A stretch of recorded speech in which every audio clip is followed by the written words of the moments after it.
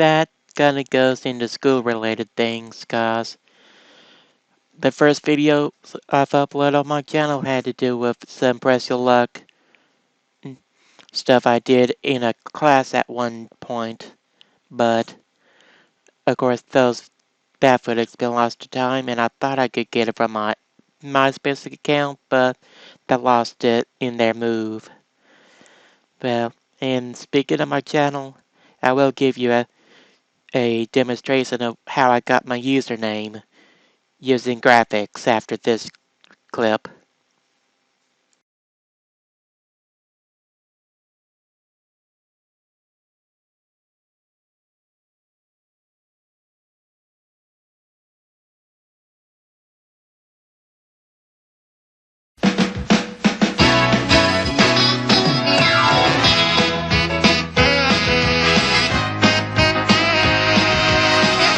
How did I get into the home video franchise? It's probably just me growing up watching the Bob Saget era when it was in first run, and America's Funniest People as well, including when those two aired in reruns and syndication like on TBS. And I just grew up with it. Nothing else I can say for this one. Of course, I'm now more interested in nostalgia when it comes to the show, rather than watch the new episodes as on air. Those like to do Alfonso, but those were really big shoes to fill with Bob Saget and now Tom Bergeron. That, as of this whole Q&A thing, Alfonso and Bob are tied with 8 seasons each in longevity, and I can't talk for some reason.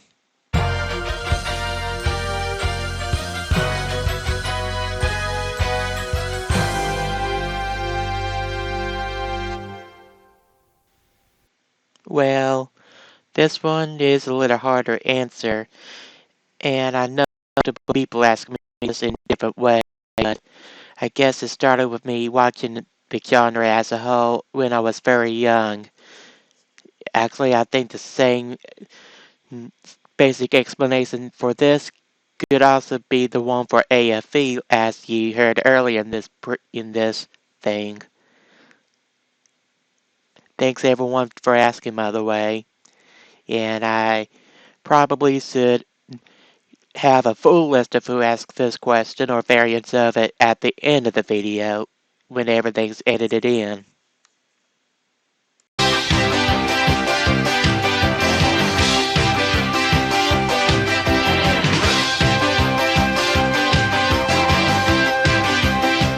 While I know that a lot of you were asking how I got into game sales as a whole, I figured I'd mention this question as it's a specific so. And as you can probably tell, I'm a big Press Your Luck fan. I mean, just look at me. I'm gonna whammy as a tart. Anyways, I guess my love for the show itself either started with me just seeing the show online via a random Google thing, or Games on Network era reruns of the DeMarcon era, and then the revived, rebooted, whatever, Todd Newton era. In fact, that seems to be a common theme with these how did I get into this stuff kind of questions up to this point. Early childhood exposure. In fact, if you don't mind me layering something on top of my PingTuber avatar, my first memories before the internet age was the logo. Not the whammy, not the board, not any sounds, or even DeMarcon himself. I'll show you what I mean in this upcoming illustration. But the two black areas in the old logo, that kind of stuck in my head in my early childhood. And that's pretty much how it started.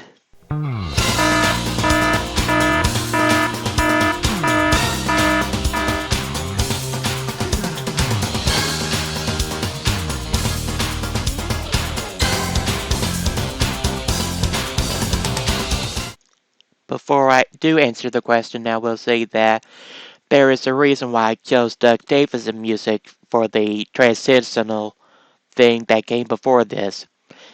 I didn't want to tip my hand before I actually spoke my answer, but I know some of you would want me to say Bob, but a lot of the things that happened in his time that didn't come to light until later on probably tainted my image of him. Not to mention I grew up in the ego era, so to speak. Anyways, I'm gonna have to say Drew on this one. Sure, he had his rough moments in the early years, but given the right direction, he's grown considerably as a host on the show, and the show grew with him, to be honest. Had things stuck with the way they were after Bob left, the show might have not made it to 50 plus seasons. And yeah, this is probably going to be one of the only controversial topics I'll touch on this thing.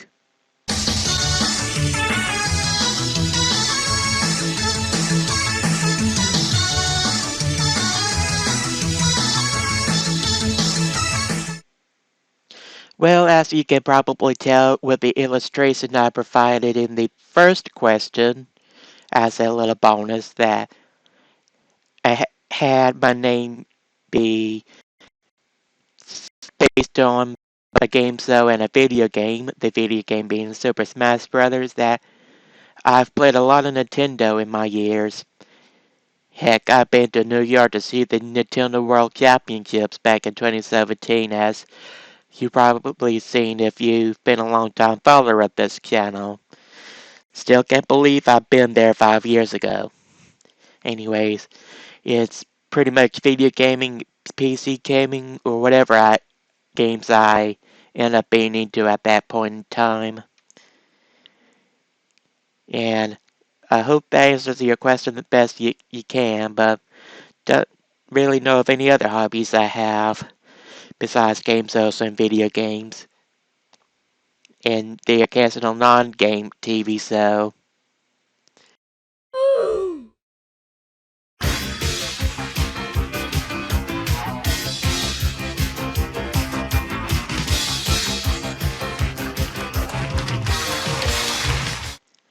Well, I was afraid this was going to happen. But I am being recorded. I am being stuff about my Roblox, a Roblox game show community in general.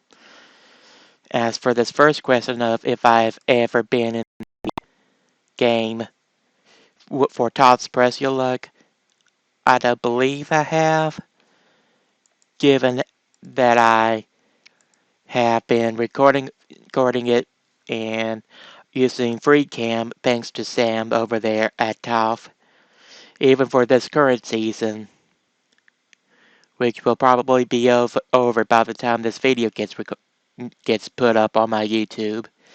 But while I haven't played Toss Press Your Luck, I did play the GCW one before I became the host. And I was just reminded of a moment from when I did so, thanks to some commenters on that video on my channel from years past. I'm gonna show you a clip from it right now before we go to the next question.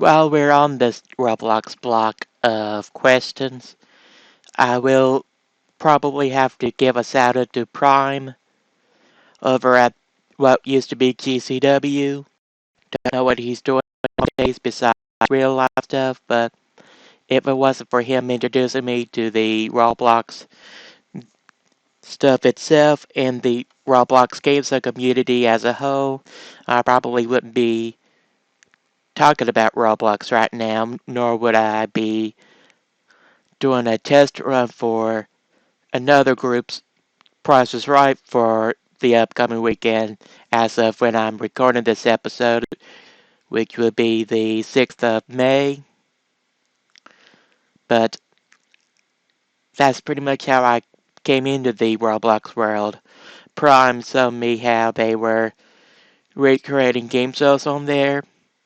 I kind of got interested, and there we go.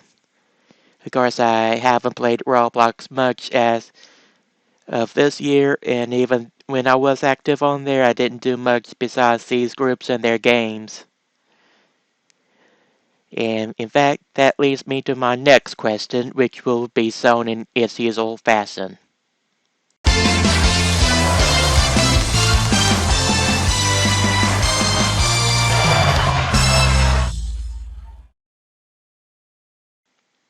GCW and Press Your Luck. Man, those were some good days I had. And I was also the same person who commented on my video back.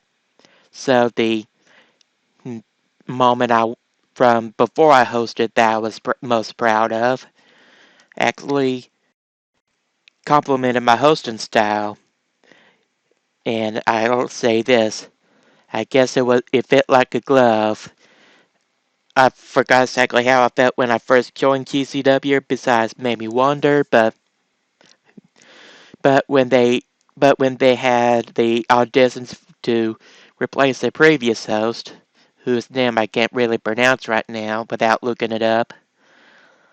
Sorry if that offended you, but I'd rather not tumble over my own tongue, in other words.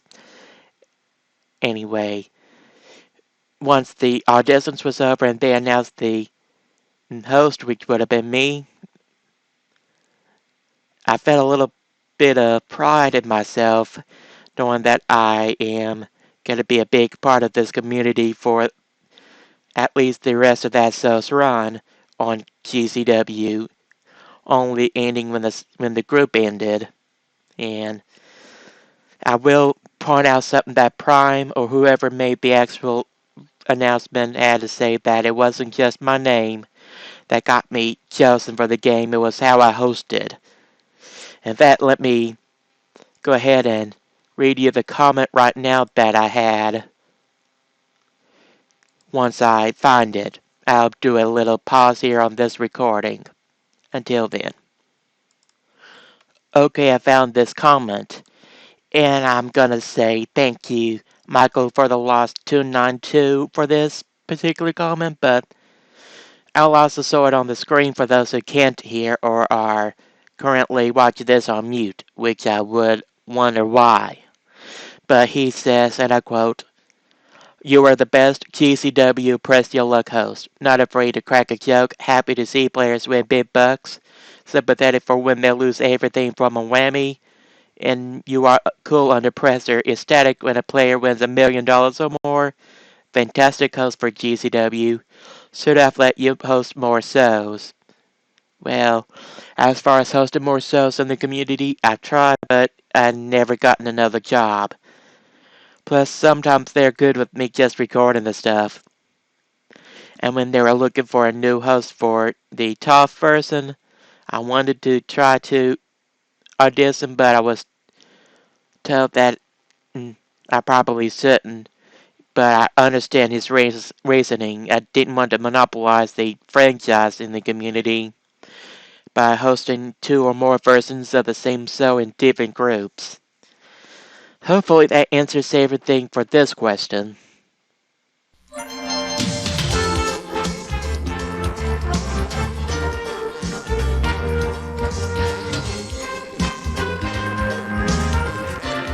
going back to questions I was given via DM before I started the whole official forum thing, Luna did ask about what inspired me to make theme song mixes. I don't know really. Something to pass the time, I guess. Plus, I oftentimes hear people say that if there's something you really want, you might want to do it yourself. And that's what I did when I made these mixes, like the old mix of the '97 theme for America's Funniest Home Videos, the one used for 15 episodes. One of my earliest videos that I remember having was a early version of my mixing for that theme, and that's exactly how Luna and I met. He or she, I don't know what to call him now, but before he became a trans person, or she, they saw my first video a bit of that thing, and they've been watching me ever since, and now we are in contact with each other on Discord. So I guess it's a small world out here on YouTube, I guess. And really, it just gives me something to do, and I guess my attention to detail kinda helps with that, and hurts at times, because I sometimes over edit. Anyways, we'll probably go to the next question now, and this one is a doozy, so I'll leave it up on screen a little longer.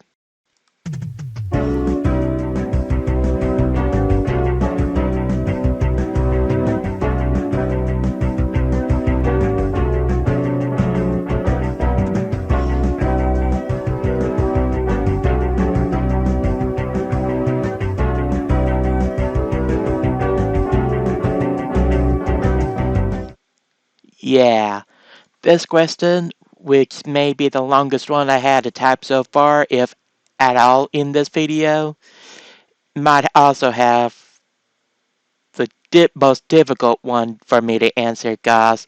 A lot of shows that have been off air that I'd want come back has come back in various forms throughout the years. Like for Double Dare, which I'll also answer that it was my first game show I grew up with on Nickelodeon, which would answer Joe Mar's question that he sent me in the comments section. Yes, I'm killing two birds with one stone. What of it? Anyway, that show came back a few times. First as Double Dare 2000 and then the 2018 reboot, which I was stuck to its season 1 format. Anyways, other shows I like to see come back or have a longer run on air. I might say the US version of blockbusters. Who knows if it ever found a good footing in the games world in America, and it might have rivaled the UK version with Bob Holness. May he rest in peace. But sometimes there does come a time where so signs that it does need to be put to pasture as well. See Family Feud when they added the Bullseye game in the late Ray Combs era, and maybe even nowadays, since half the things people like about Family Feud with Steve Harvey has to do with viral answers and dirtiness. But besides what I said, I really don't know if any shows I'd like to see return or have a longer life back in the day, to be honest. And I hate that I really can't answer this question. Sorry.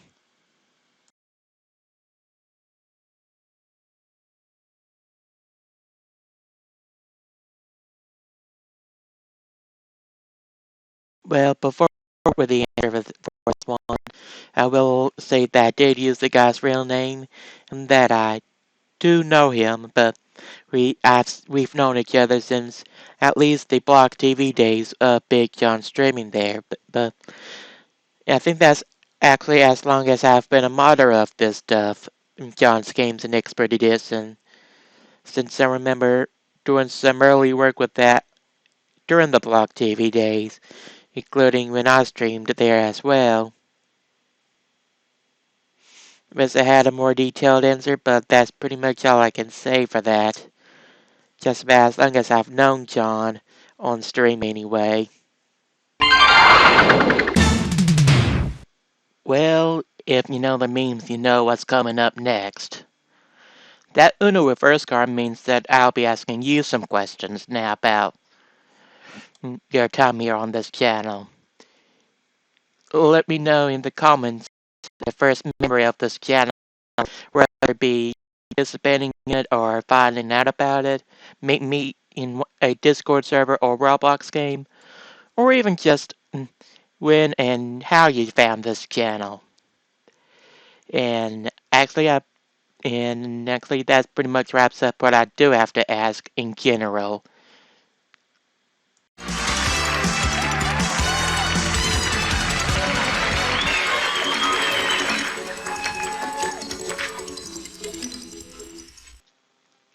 Thanks for the question, John Williamson. And I know I just said his name out loud, but that's what he gave me as his name on the form, albeit misspelled. I know what he meant, though. But my favorite GameStop music package? Yeah, this is a tough one. I like the Double Dares, minus Double Dare 76, which would later be used for Card Sharks of Jim Perry. Yes, I am even including Double Dare 2000 in this. I like the stuff from Split Second's 1996 run with Monty Hall hosting. The Price is Right, specifically the Doug Davison soundtrack and the main theme and such from the current Jerry Carey era of the daytime show, not necessarily the Price music that they use. The Max Game Hollywood Squares Hour jumps to mind, as well as the '86 John Davison Price Hollywood Squares. Man, there's so much good music out there in the old days of game shows. Even Press Your Luck's original run is sticking in my head music-wise. I don't think I have one specific favorite, though. Thanks again, though, for the question.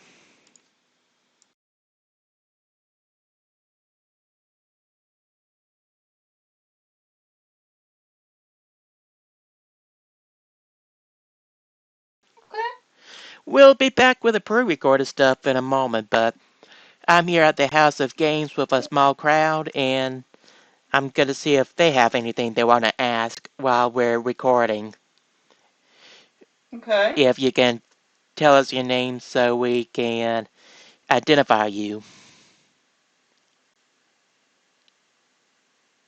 So yeah, my name is David Howler, and I am the guy behind the Game Show Island YouTube channel that I run, and I'm from Oklahoma, and I have a strong interest in a lot of things: game shows, the weather, the sports, all that. And yep, that's it. And Git is in the chat as well, but I don't know if they're active yet. Active right now. Yeah. For what? We're doing a live Q&A thing for my channel. No, I'm fine. Okay, just wondering if you had anything you'd like to ask. Yeah, I am alright. Yeah. Now, David, before I hit the record button, I did hear that you had some stuff you wanted to ask. Um, I guess the only question that I have is what topic specifically are you going to be covering in this Q&A? Well, I was just about my time on YouTube, the games world, my interests and such. Okay, cool. Though I'm open for almost anything. Almost anything. Cool. Unless it's personal information because anonymity. Oh That's yeah. why I'm using a whammy ping tuber avatar. More details Yeah, about something I plan with that in another video though. yeah. That's why we call you Smash. Yeah. Now, if there's anything you'd like to ask, feel free to ask. Yeah. Another thing that I'm gonna ask is what got you interested in game shows growing up? Yeah. I know I've answered this in a pre-recorded segment in this Q&A mega video, but since it's being asked yet again, I'll say that it's pretty much me being raised on them, so to speak. Mm-hmm. Like, my earliest memories of watching TV were America's Funniest Home Videos, America's Funniest People, and various game shows. Even in reruns like the USA block they used to Mm-hmm. have. Mm-hmm. And Nice. let's just say I grew up with that. Mm-hmm. That's the best way I can put it. Nice. In fact, I had a Nice. memory about being confused when I saw the Doug Davison Price is Right when it was first run. Mm-hmm. So there's that to consider. And then, what is your favorite game show of all time? If you had to pick one, just Yeah, one, which one would it I be? would say Press Your Luck, but that would be too easy. But I really don't know what my actual favorite would be. Uh-huh. And yeah, I like a lot of shows to be honest. Nice. And then there's some I don't like. Weakest Link right now in the US. Ugh. Do they want $1 million or even 100,000 to be won on that show? Mm-mm. Do they even I, want 50,000 to be won on that show? uh-uh. Then why advertise $1 million prize? Especially when half Exactly. the show will default into the host berating the contestants. Isn't that you Oh. don't know Jack's job on a lower budget? Mm-hmm. Yeah. Now, granted, it's a UK import, but the fact that we had to make it $1 million game, even in its chain link hosted reboot, just goes to show how NBC thinks everything needs $1 million drama. Except apparently Yep. Password. Yep. That's about the only show from And them this in a long and time this that doesn't have $1 million attachment to it. and this is why when it comes to the weakest link, I will always be impartial to the 2000 version and earlier than that. Yeah. Because those versions were a lot better than what's currently on TV now. In fact, I wonder if they use idiots on purpose. I Like imagine. let Jeopardy have all the smart folks and the rest go to shows like The Weakest Link. They gotta pick some better. They need way better contestants, and the money ladder should not be like it should be a standard money ladder, and most importantly, that the final double the chain should be at the end. Mm-hmm. Yeah. Well, So yeah. So yeah, that's probably going to be all the questions that I can think of right we do now. have someone else listed in the call right now, but Oh wait, we'll are we probably take a recording? break from. Yeah, we are. Oh shoot. It's okay, you can commentate. Is it But alright if I? that was why I was asking if there was anything you'd like to ask about my channel or anything like that. Oh, okay. this is going to be part of a thing on my YouTube. Okay. But folks on the YouTube feed, we'll be back with this live thing in a moment. In the meantime, hopefully I have some pre-recorded things still left.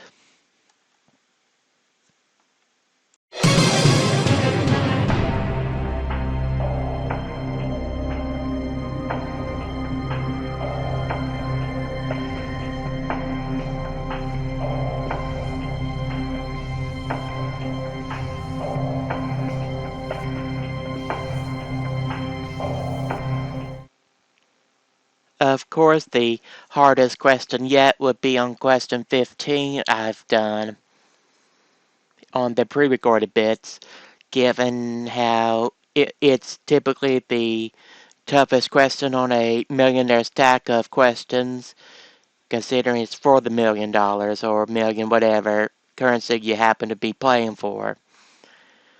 But before I give you my response to that, let me tell you something Stranger Cook himself said in the DMs while we were talking about the questions.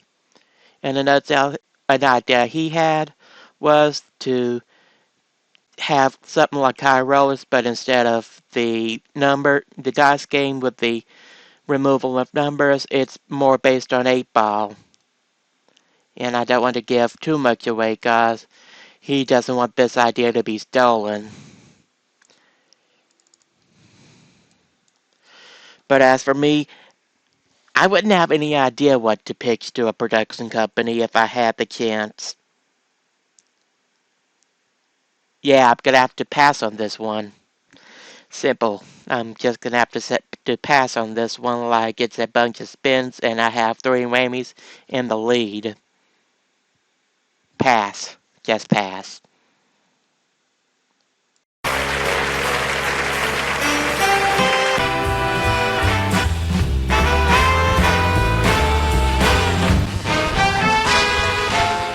I know this one about the American Wheel of Fortune and things I wish it would introduce. A timed round. Don't mean like a speed up or anything, but if it's in the Spanish version of the soap, they have a round where you have 2 minutes or so overall to play the game and solve the puzzle. Though I think it doesn't involve the wheel because of the timer, but I would say something with a timer outside the bonus round. Another example could be the first version of the show in Brazil.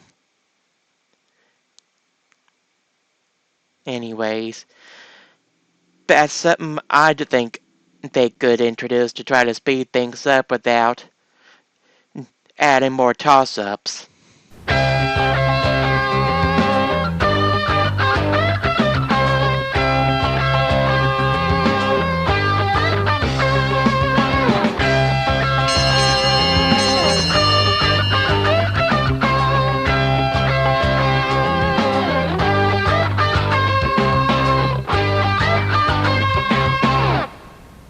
I'll say that if there is something I would want to host, I will like to try my hand at the Price is Right, but at this point I'd be open for just about anything in the world of Robloxian games. And the reason why I don't know who to credit this one is because they asked it to me inside a Roblox experience slash game. And you know how chat is there. And as for shows I feel is overrated, I can name 2 off the top of my head. Modern Day Family Feud and Modern Day Wheel of Fortune. That's all.